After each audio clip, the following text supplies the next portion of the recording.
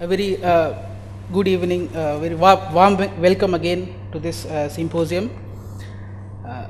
It's indeed an honor to me, honor for me to introduce our chairpersons, distinguished chairpersons, and distinguished speaker. The speaker of today's CME on cardiovascular risk management, challenges and solutions is Dr. Tripti Dev. She's an MBBS, MD, and MD in medicine and DN in cardiology. She is working at Apollo Health City as senior consultant interventional cardiologist. Before working in Hyderabad, she has worked in Apollo Hospitals, Colombo, in the same capacity. She has done her fellowship in interventional cardiology from France, and we will be glad to hear her on this very special topic and very common and prominent, problem. The chairman of today's scientific session on cardiovascular risk management is none other than Dr. M.K. Das. He is currently working as consultant and interventional cardiologist at B.M. Birla Heart Research Center and Kothari Medical Center's EMRI. He is MD, DM, FICC and FCSI. He has more than 40 publications in index journals, and he has written and edited textbooks in multiple chapters in textbooks of cardiology and echocardiography. Presently, he is in the capacity of Vice President of CSI West Bengal chapter, and he is also attached with a philanthropic organization named Nishabd Angikar Welfare Association as in the capacity of General Secretary. So we would go straightway to the topic, but before going ahead, I'd like to share a story. When I passed out my DM and joined as junior consultant in one of the reputed hospital in Calcutta, the director of the cardiology cath lab, on day one, he told me a story. And the story goes like, a boy had made a very complex sketch on a paper, and he wanted very keenly some comments, some appreciation from his father. But the father was busy doing something, and what he did, he tore that paper into multiple pieces. And he told, son, you fix that paper in the same way as it was and bring it to me. He thought he would take 15-20 minutes. By that he would do his work. For his surprise, the son brought the paper within 30-40 seconds, and he was very surprised, very amazed, and he asked, how could you do it? It's really impossible to fix this complex picture within 30 seconds. And it was torn into multiple pieces. The boy told, father, I didn't fix the front picture. There was a circle made on the back, so I matched the circle only. So for any complex problem, there is a very simple solution hidden inside it. And this was the first lesson given to me on day one of my junior consultancy at one of the very prominent hospital, and he is my mentor also. So let's see, today the topic of CME somehow corroborates with this story. And I am very glad to now I give the mic to our speaker, Dr. Tripti Dev. Please, over to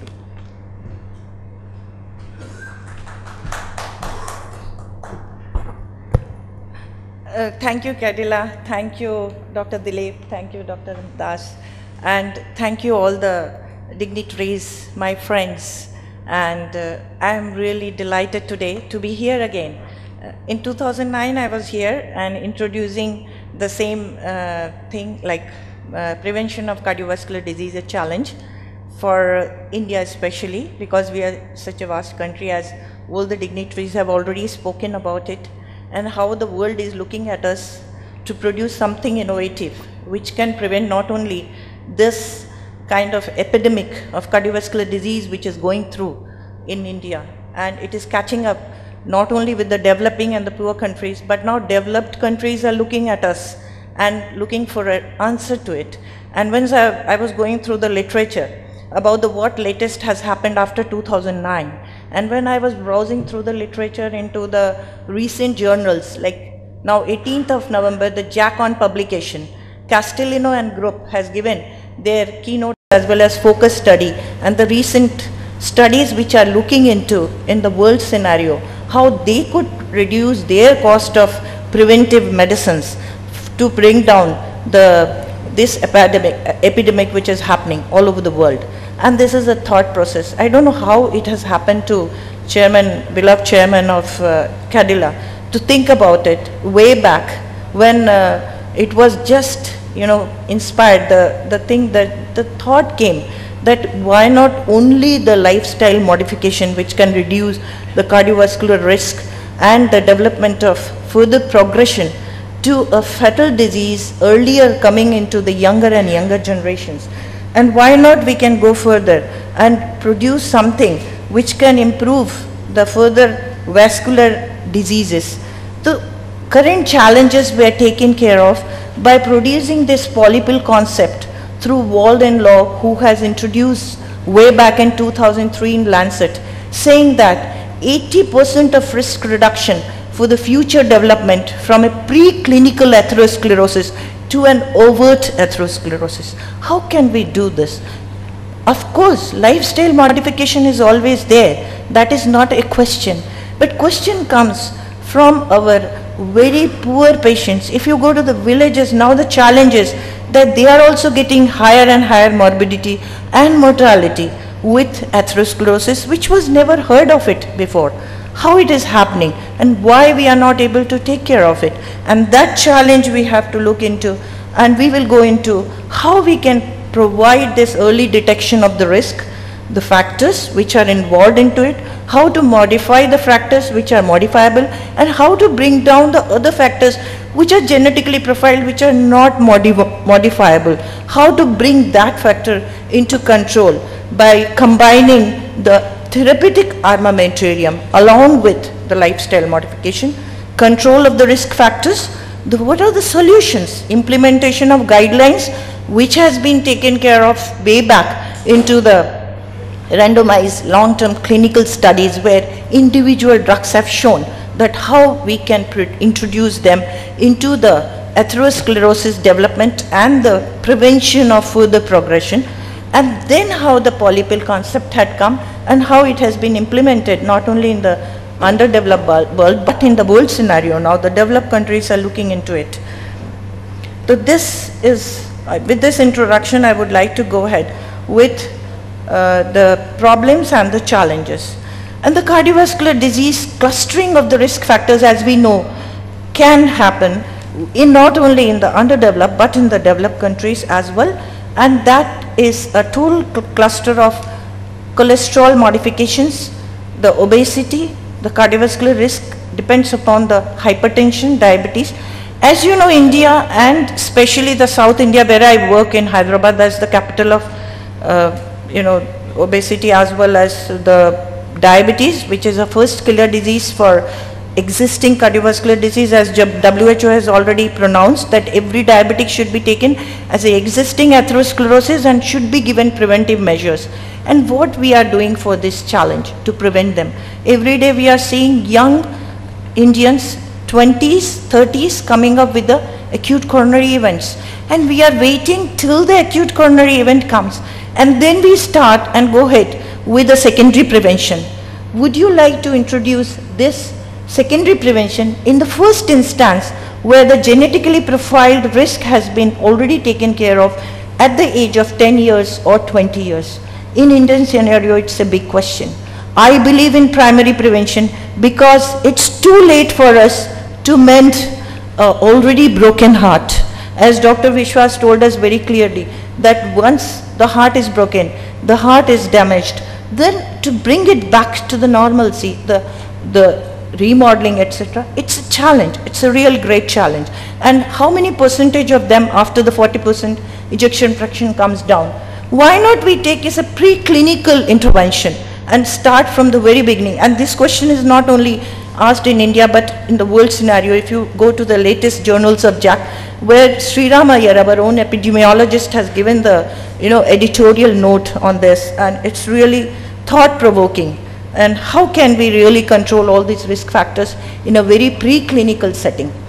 Inadequate control of blood pressure, in spite of regular visits to the doctors, it is well known, almost 60% of them, they don't get properly controlling their blood pressure in the general population.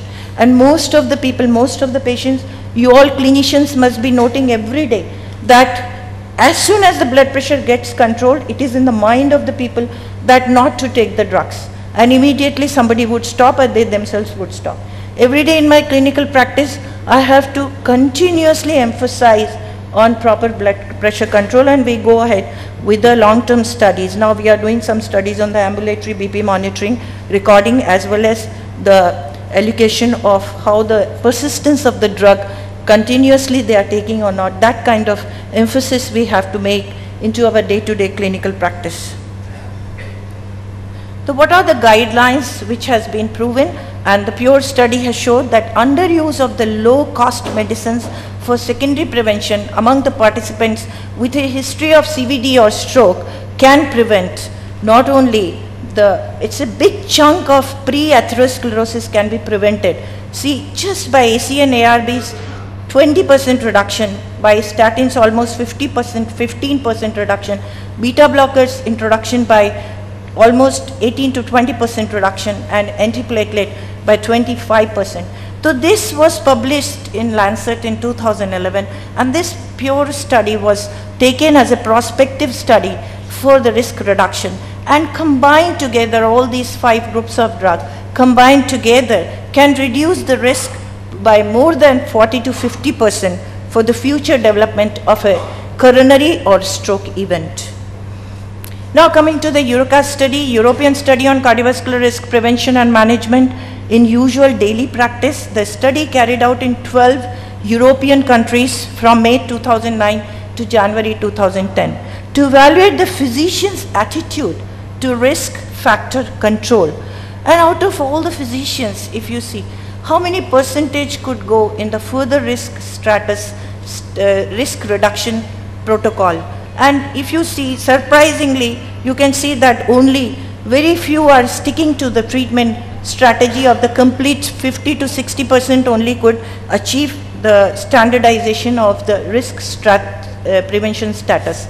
Compliance to the therapy, that is secondary prevention, it's given by the premier study. The patients continue to use or discontinue to use of medications. If you see, only 20% could continue, and more than 66% continues only 3 medications, and just 10% could continue, 10 to 20% could continue 1 medication. Means if you have number of pills added to the prevention, like primary or secondary modality of treatment should be at least 3 to 4 pills minimum, separated if given separately. And if these number of pills are given separately, the compliance comes down drastically. Hence the concept of polypilchem in one package. You have all the 4 or 5 drugs together, which has improved the compliance by further studies which has shown. Effects of a fixed dose combination strategy on adherence and risk factors in patients with or at high risk of CVD, that is impaired randomized clinical trial, and which is shown from 2004 patients established CVD or at risk of CVD were enrolled between July 2010 to 2011 in India and Europe to assess whether FDC, that is fixed dose combination delivery of aspirin plus statin plus antihypertensive drugs versus usual care separated different drugs, means number of drugs given in a long-term adherence to the treatment in this kind of medication. And what was the result? Use of an fixed dose combination strategy resulted in significant improvement in medication adherence and significant improvement in systolic blood pressure and lowering of LDL cholesterol. There was 3-fold increase in the compliance, 77% versus only 33% in usual care. So where we are now, if you can see, for primary and secondary prevention, we need to have a fixed dose combination. There is no doubt about it. And the world is looking at us, and now they have taken the TIPS trial as a model of treatment and model of trial. And there are so many. I was going through the Cochrane analysis of all the multi-dose drug trials, and I was just talking to Mr. Modi today also that when we took into the latest from 2009 to 2014, what has happened and what are in the pipelines. Now the world is looking at all these trials which we have pioneered, India has pioneered with the help of Kedila, and this has been shown that it is feasible. See the 9-arm study in PolyCap, TIPS 1, 2, 3 trials have shown that it is feasible. It is pharmacokinetic, pharmacokinetics studies have shown that they are all feasibly, possibly equally effective when given singularly or with combination. There is no doubt about it, and these studies have been taken as an example in the world scenario. First Lancet published Indian PolyCap study, that was in 2003, and that time it was all taken care of when all the 3 different groups of drugs given separately or together have equal effect when they were given singularly. 85 patients completed the trial in PolyCap arm. That was a significant, remarkable improvement in the compliance in the history of multiple drug therapy. Then polypill benefits. Polypill, the advantages of polypill containing all the CV prevents medication, reduces the significantly CV risk reduction, improved adherence and compliance, reduces side effects, cost saving, and on top of this I can say physicians have a very good, easier way of writing. You write 5 drugs and you forget 1 or 2. Most of the discharge summaries or our prescriptions go with 1 or 2 drugs missing out of the primary or secondary prevention module. And when you give just 1 PolyCap, you write, it's so simple, your time is not wasted, physicians are happy, the patients are very happy. They come and ask us, why so many drugs, doctor? Why we need to take so many pills? Why not only 1 pill? And this is now coming into a real scenario of clinical practice, which is beneficial not only to the patients but to the physician as well. Hence, who can benefit from PolyCap? Friends, you all are clinicians, day-to-day practice, it has become so difficult to emphasize on the different drugs separately to be taken by the patients. Those who are already established CVD, there are emptieth number of multi-center trials which have shown that secondary prevention to prevent the further risk of stroke, heart attack, mortality, MACE, the major adverse events. After the first 30 days, within 12 months to 5 years, they have shown that they can be easily reduced to 50% less with or without hypertension, with or without dyslipidemia. Patient with hypertension and dyslipidemia, all should be blanketed with this 5 group of drugs to prevent the further major adverse events. CV risk management challenges and solutions summary, then CHD and stroke are the biggest killers. Hypertension, dyslipidemia are the major risk factors. Risk factors require early recognition and effective control. New guidelines recommend polypill for effective control of multiple risk factors. PolyCap is effective and well tolerated solution for changing epidemiology. Why for changing epidemiology? But we have to look into the future. Till up to 2030, the cardiovascular risk, the disease, majority of it's a major killer disease, and not only the lifestyle modification which has been emphasized on the PolyCap module of the drug prescribing information on the cassette, as well as the patient's referral to the doctors and the physicians every visit has been taken care of by emphasizing and re-emphasizing on the lifestyle modification along with the PolyCap when they take it, so that in future they have got the add-on and the added benefit of the drug as well as the lifestyle modification, which is not done separately by any other drug combinations if you give separately. And that is why I like, if you see the cassette of the PolyCap, you see there is always emphasizing on the lifestyle modification, and that goes with the physician's emphasis as well. Thank you very much for the patient here. Good evening, everyone. I'm very much gladdened to see that the CMD of a company has come down to Kolkata all the way from Ahmedabad to give his vision and encourage all of us to go for the innovation, which is the call of the day. Actually, I was talking to him a few hours back, and I was really impressed that he is actually focusing more and more on the innovative side. And this particular polycap is really an innovation which can actually go a long way in the management of cardiovascular disease in our country. The very important thing is that since I am working both in the city as well as in a very, very remote area as a secretary of some philanthropic organization, so I know what is happening both in the rural as well as the urban area. So I can vouch for it that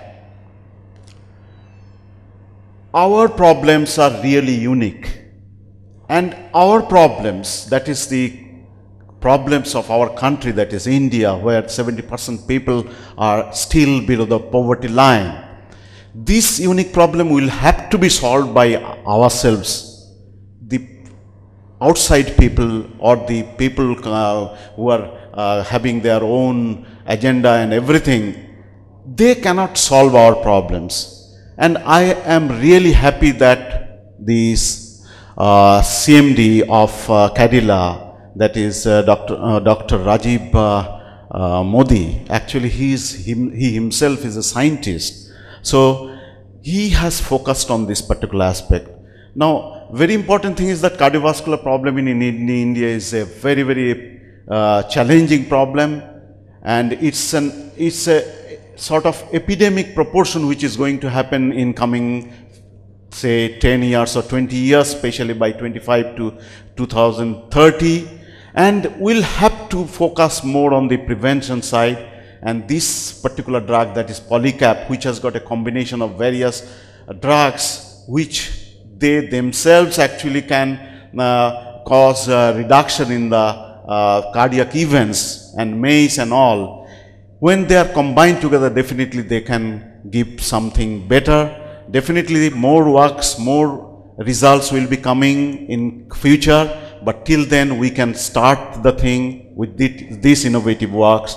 And with these few comments, I would like to congratulate Cadila once again. And I also congratulate Dr. Triptidev for beautifully presenting the topic.